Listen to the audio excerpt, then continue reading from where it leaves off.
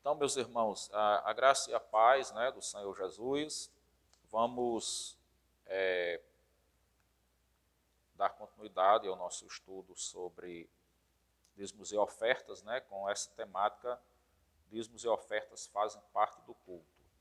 Vamos ler a palavra de Deus em Gênesis, capítulo 4, versículos de 1 ao 7. Hoje a gente vai para a última parte do nosso estudo, né? A parte 2. A gente vai fazer todo o esforço de terminar essa apostila hoje.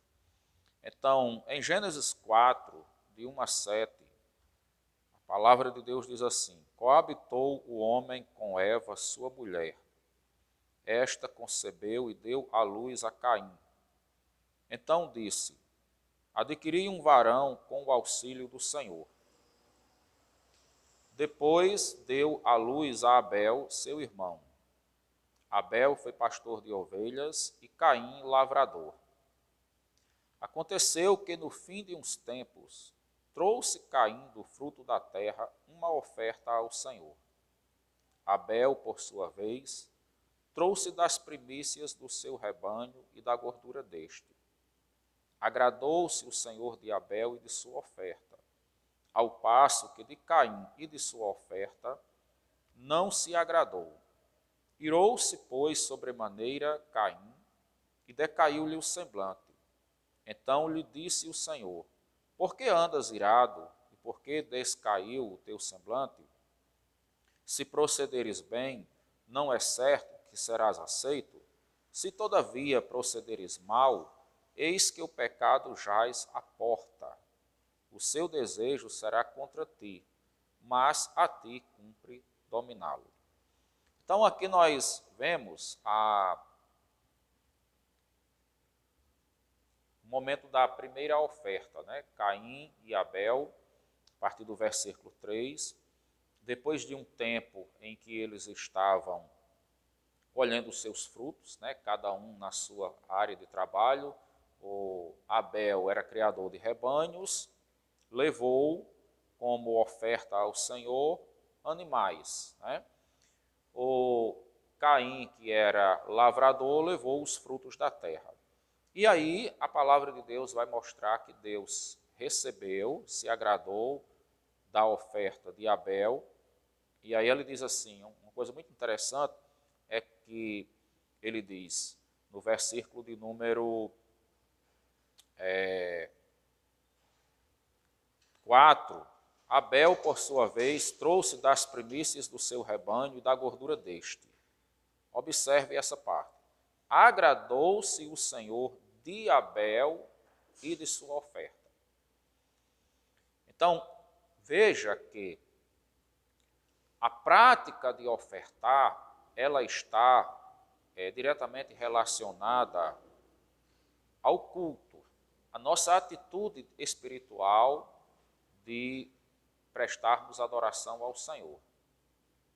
Deus se agradou da vida espiritual de Abel, da sua maneira de adorar, das atitudes do seu coração, e se agradou também da sua oferta. Deus recebeu a sua oferta. No versículo 5, ele diz: Ao passo que de Caim e de sua oferta não se agradou. Então Deus tanto rejeitou a Caim, né, as suas atitudes, as motivações que ele teve, o que estava dentro do seu coração na hora de ofertar, como Deus rejeitou também a sua oferta.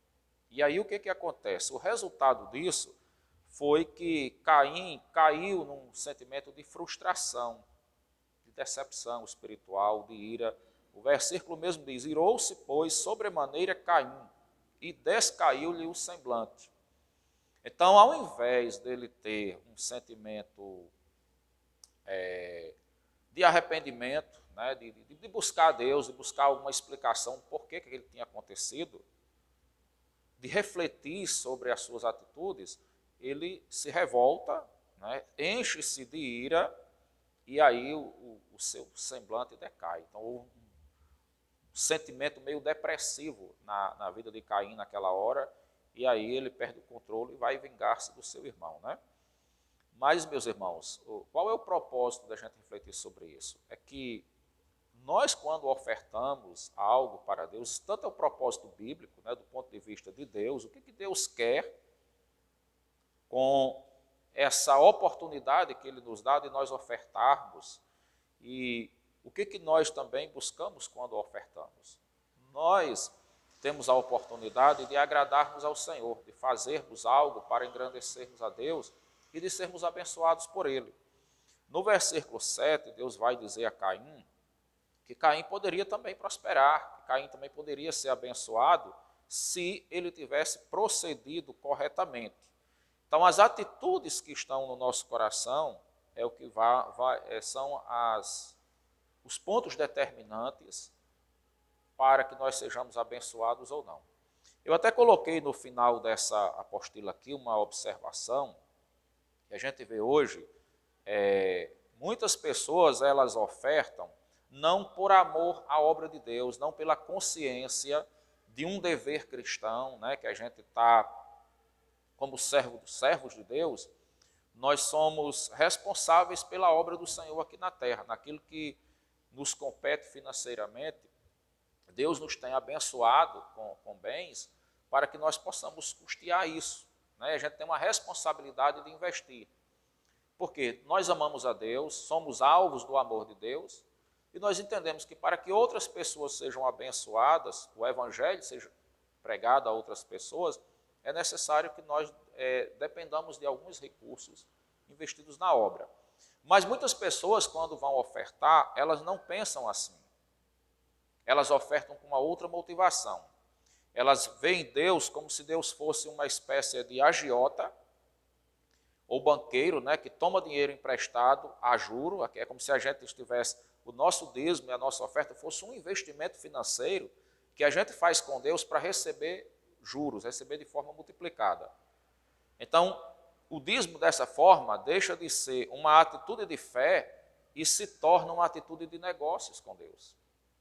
E aí Deus não vai aceitar isso. Então eu coloquei até na conclusão do estudo, coloquei assim: quando o crente entrega o dízimo e dá a oferta somente pensando em prosperar, observe isso, somente pensando em prosperar, ele não faz por fé, não honra a Deus como Senhor, não honra a sua obra, não adora a Deus com as suas primícias, mas está tratando Deus como se fosse um agiota ou banqueiro que negocia com o dinheiro, pegando o dinheiro emprestado para devolver com juros.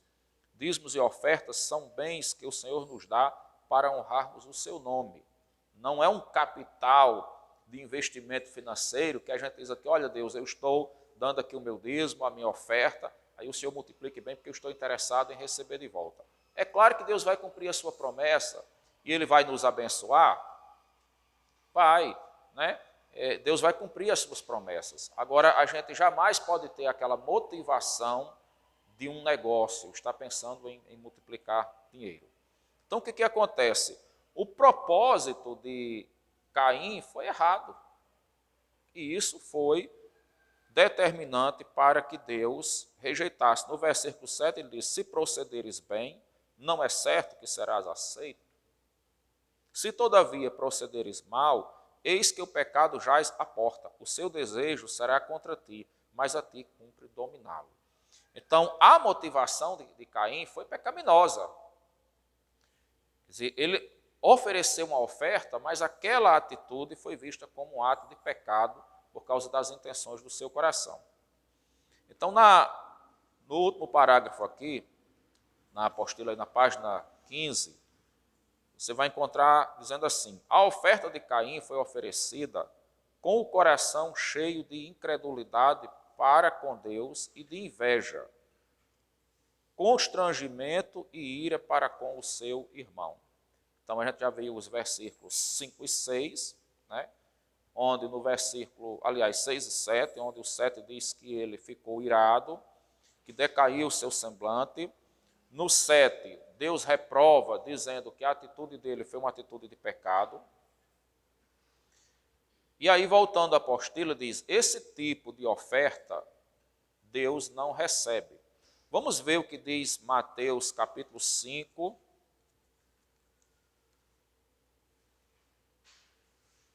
versículos 23 e 24. Mateus 5, 23 e 24. Diz assim: Se, pois, ao trazeres ao altar a tua oferta, ali te lembrares de que teu irmão tem alguma coisa contra ti, deixa perante o altar a tua oferta. Vai primeiro reconciliar-te com teu irmão, e então, voltando, faze a tua oferta.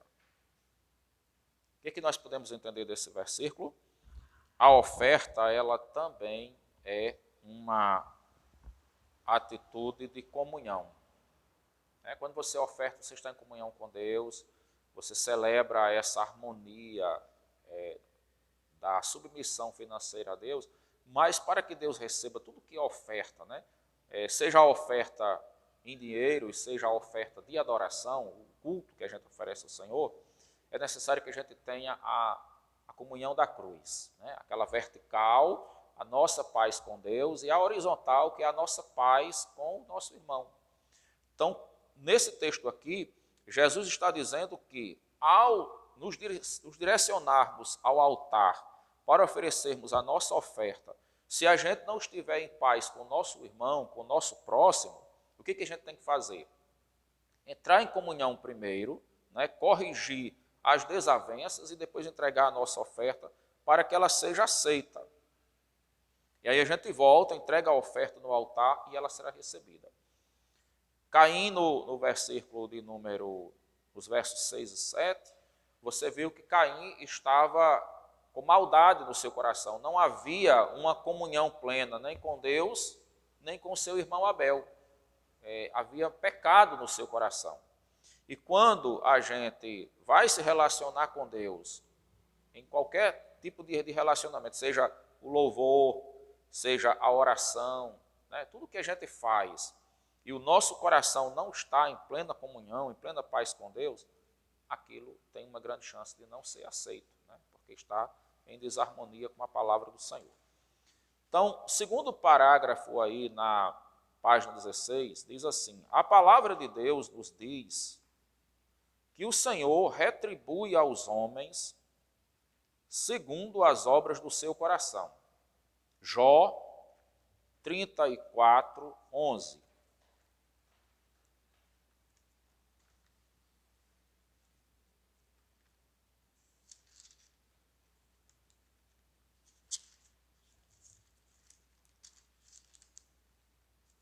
Jó 34, 11 diz: pois retribui ao homem segundo as suas obras, e faz que a cada um toque segundo o seu caminho. A Bíblia diz lá em Efésios que a nossa salvação ela não é por obras. Mas as recompensas que nós recebemos nessa vida, a Bíblia também destaca que estão relacionadas às nossas obras. O que não está relacionado às obras é o perdão do pecado, a salvação, a vida eterna, porque se baseia na obra perfeita que Cristo fez na cruz. Quando a gente busca salvação confiando em obras, isso automaticamente se constitui uma rejeição à obra de Cristo. O homem rejeita a obra da salvação que vem pela graça de Deus e ele procura construir a sua própria salvação com base nas suas obras. Errado.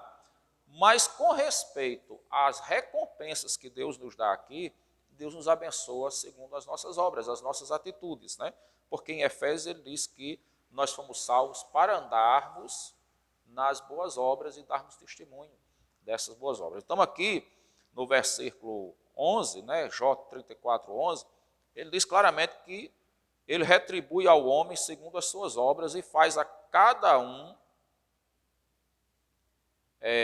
faz que cada um toque, ou seja, receba, segundo o seu caminho. A recompensa daquilo que plantamos, é a lei da semeadura. Também em Jeremias 32, 19,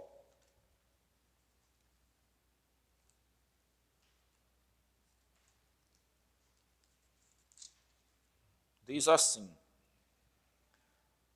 grande em conselho e magnífico em obras, porque os teus olhos estão abertos sobre todos os caminhos dos filhos dos homens.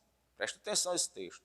Para dar a cada um segundo o seu proceder, segundo o fruto das suas obras. Veja a ligação que esse texto tem com Gênesis capítulo 4, versículo 7. Quando Deus disse para Caim: se procederes corretamente, não é certo que serás aceito, mas se você proceder no pecado, proceder mal, você será rejeitado. Aqui ele está dizendo que Deus ele é magnífico em obras, ou seja, Deus faz obras boas, tudo que Deus faz é perfeito, tudo que Deus faz é bom, né? E que ele está atento, os seus olhos percorrem todos os filhos dos homens. Deus olha homens bons e homens maus, pessoas que servem a ele e pessoas que não servem a ele. E ele retribui a cada um segundo o seu proceder, segundo o fruto das suas obras. Então nós não temos do que nos queixarmos de alguém, porque a fé que vivemos, ela é individual, a responsabilidade espiritual é sua e Deus, é entre você e Deus, eu e Deus. Quando algo na nossa vida não está saindo como deveria sair, né, o efeito não surte como esperado, nós devemos nos perguntarmos diante de Deus, que era o que Caim deveria ter feito. Senhor, por quê? O que eu preciso mudar? O que está errado? Porque quando nós nos corrigimos e agimos diante de conformidade com a palavra de Deus, agora a responsabilidade é de Deus. De quê? De cumprir aquilo que a sua palavra nos diz, se nós estamos atendendo à sua vontade. Romanos capítulo 2, verso 6, também fala sobre essa retribuição do homem segundo as suas obras, né? Romanos 2, 6, está escrito assim: que retribuirá a cada um segundo o seu procedimento. Também Mateus 16, 27.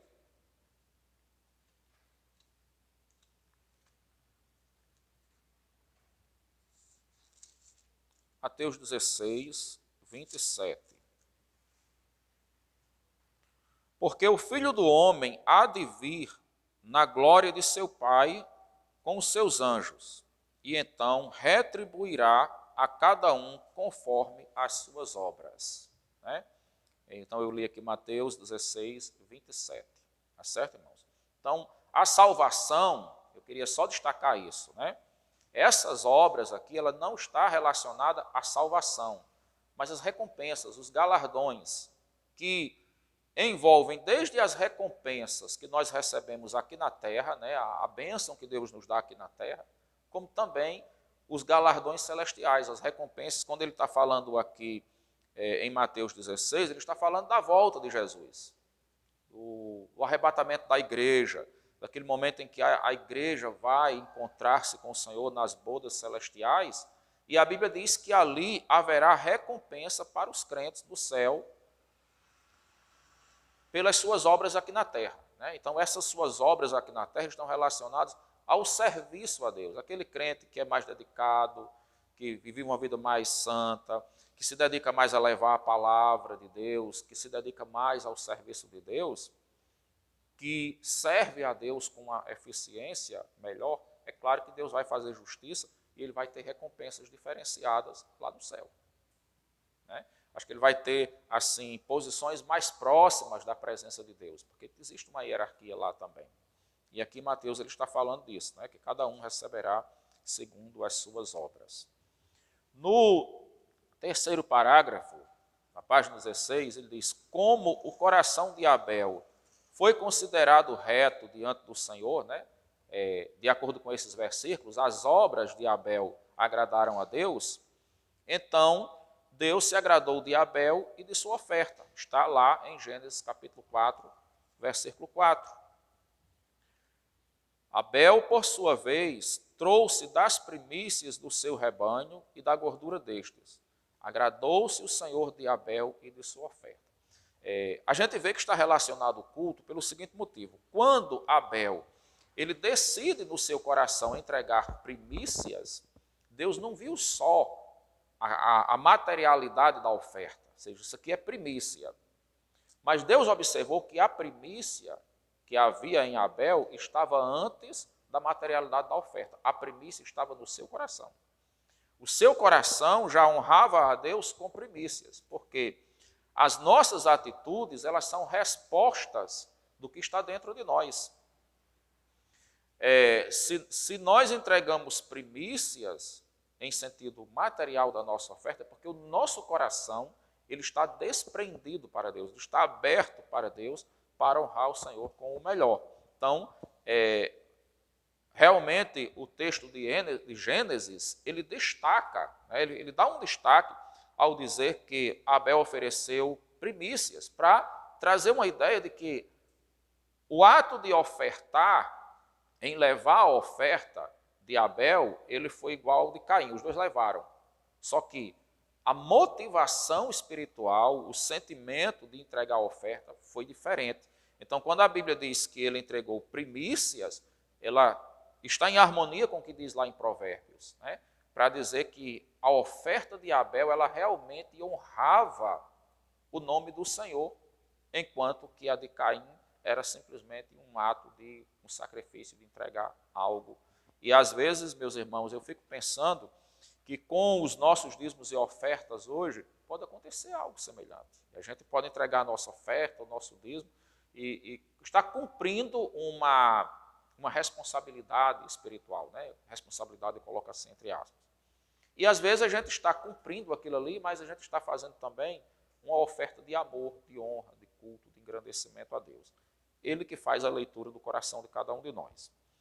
Prosseguindo. Enquanto que no coração de Caim, né, após dizer aqui que o coração de Abel ele foi considerado reto diante do Senhor e Deus se agradou de Abel e sua oferta, ele diz, enquanto que o coração de Caim não foi achado reto diante do Senhor. Por isso, Deus não se agradou de Caim e nem de sua oferta. Gênesis 4, 5. Ao passo que de Caim e de sua oferta não se agradou, irou-se, pois, sobremaneira Caim e decaiu-lhe o semblante. Então você vê que o tempo todo a Bíblia usa termos para mostrar esse contraste entre Caim e Abel, que acaba sendo o contraste entre os cristãos que dizimam e que ofertam hoje, né? No versículo 4 ele diz que ele entregou primícias, e aí fica subentendido que Caim não entregou primícias, a gente sabe que ele não entregou primícias mesmo, porque se tivesse entregado, teria sido aceito. No finalzinho do versículo de número 5, 4, diz que ele se agradou, aí ele usa outro termo para mostrar a oposição de ideias, né? Ao passo que de Caim de sua oferta não se agradou. Então, eu acho que isso é uma coisa assim, pelo que eu tenho lido nos textos da Bíblia, tenho refletido, eu acho que isso é uma coisa muito presente e ainda hoje. A gente tem uma responsabilidade de fazer as coisas com amor, com dedicação, de pedir a direção de Deus, para que nós possamos ser abençoados, né? No último parágrafo do nosso estudo, diz, o resultado final foi que a oferta de Abel se transformou em um testemunho de adoração. Esse está lá em Hebreus capítulo 11, versículo 4, a gente vai ler. A atitude de ofertar, ela acabou se transformando num testemunho de serviço, de vida espiritual, de culto, de adoração, né? Tornou-se um testemunho completo para a vida de Abel. Então, o resultado final foi que a oferta de Abel se transformou em um testemunho de adoração, de fé, de aprovação, que serve como modelo que fala para nós até hoje. Ou seja, em Hebreus 11, 4, diz que a atitude de Abel fala até hoje. Ou seja, o seu testemunho é um testemunho que está vivo e serve de modelo para nós ainda hoje, né? Hebreus, capítulo 11, verso 4. Diz assim: pela fé, Abel ofereceu a Deus mais excelente sacrifício do que Caim, pelo qual obteve testemunho de ser justo, tendo a aprovação de Deus quanto às suas ofertas.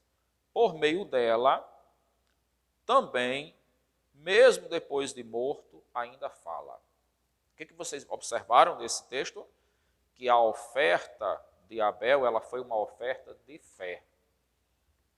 Pela fé, a fé da salvação, a fé como dom de Deus que estava no seu coração, o levou a fazer também uma oferta de fé. O levou a fazer um sacrifício de fé.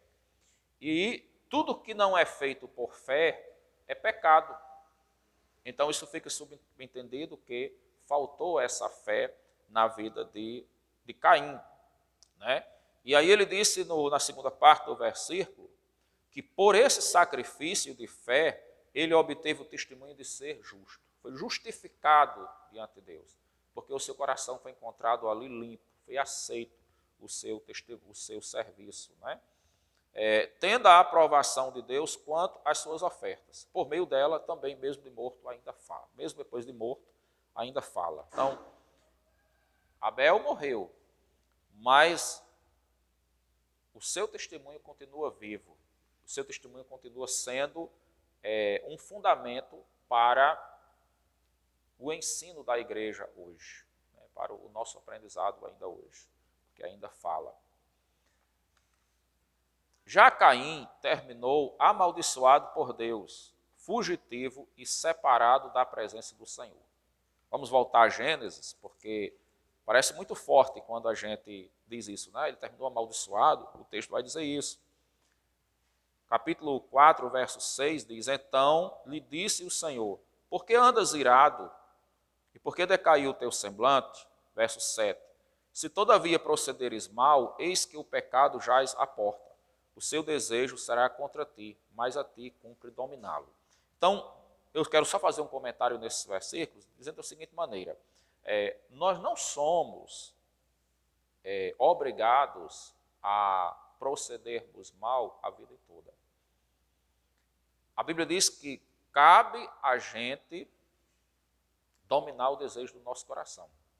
Então, nós temos uma responsabilidade espiritual de, diante de Deus, fazermos reflexões das nossas atitudes, de nos autoavaliarmos, né? De compararmos aquilo que a palavra está dizendo com o que realmente está acontecendo nas nossas vidas. Se não está acontecendo como a palavra diz, o problema não está em Deus, porque Deus não muda, Deus não mente. Então a gente tem que rever as nossas atitudes. E aí Deus realmente lança essa proposta para Caim, quando ele disse que ia depender da sua atitude. Se ele tivesse procedido bem, Deus tinha abençoado ele também. Porque, às vezes, o que parece ficar, muitas vezes, na nossa maneira de entender, é que parece que Deus escolheu uns para serem abençoados e outros Deus escolheu para não serem abençoados. E aí, se Deus escolheu alguém para não ser abençoado, a pessoa pode fazer o que fizer. Ela nunca vai ser abençoada. Só que não foi isso que Deus disse a Caim. Caim não foi abençoado naquele momento por causa da atitude errada do seu coração.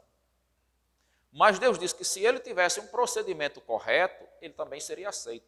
Ou seja, Deus não rejeita ninguém. Em abençoar, Deus rejeita seus filhos, seus servos.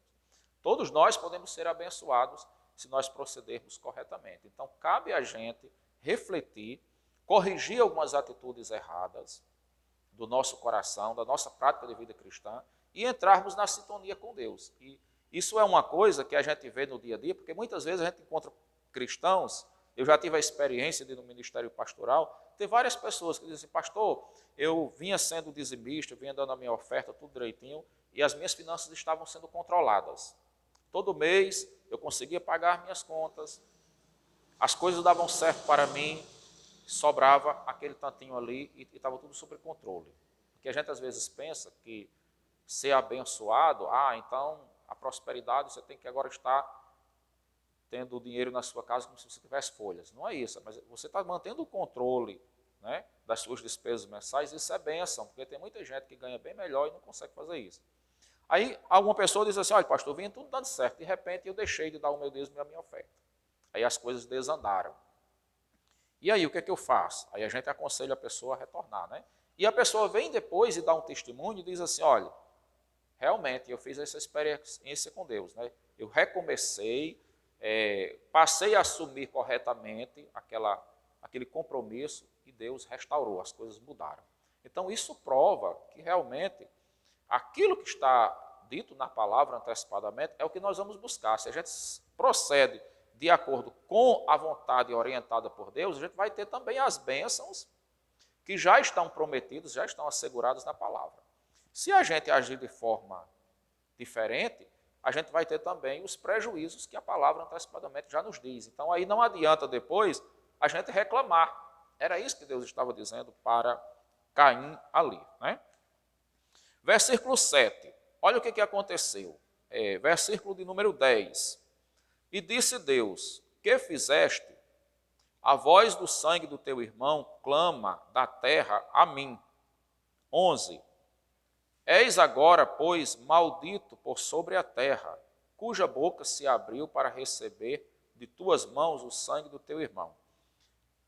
Caim foi o quê? Amaldiçoado. Versículo de número 11 diz que ele se tornou maldito sobre a terra por ter derramado o sangue do seu irmão.